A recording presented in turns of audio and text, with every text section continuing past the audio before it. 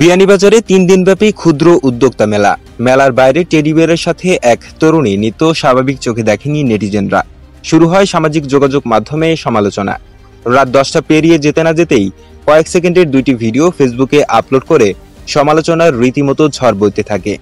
কয়েক সেকেন্ডের এই ভিডিও নিয়ে এত আলোচনা সমালোচনা সাম্প্রতিক সময়ে বিয়ানীবাজারের কোনো ঘটনা নিয়ে হয়নি।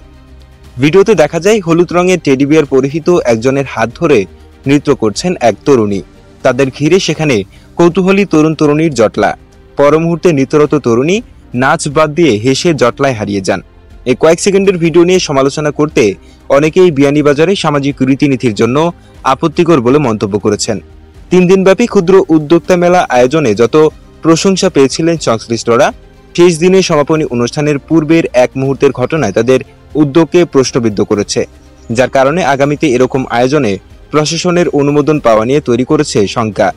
এরকম বিষয় ঘটে থাকলে সেটি অনভিপ্রেত জানিয়ে উপজেলা নির্বাহী কর্মকর্তা গোলাম মুস্তফা মুন্না বলেন, বিষয়টি আমার নজরে পড়েনি। যদি ঘটে থাকে সেটি বাঞ্ছনীয় নয়। এ বিষয়ে সংশ্লিষ্টদের আরও সতর্ক হওয়া উচিত ছিল। Mohammad Suman, GB television.